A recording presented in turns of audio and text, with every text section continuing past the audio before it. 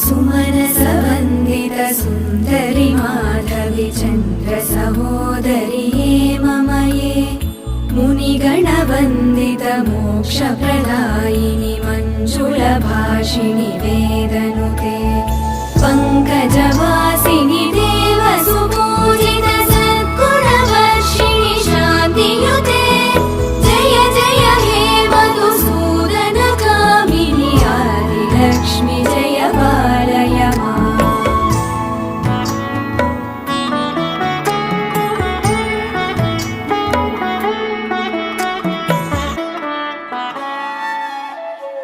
अयि कलिकल्मषनाशिनि कामिनि वैदिकरूपिणि वेदमये क्षीरसमुद्भव मङ्गलरूपिणि मन्त्रनिवासिनि मन्त्रनुते मङ्गलदा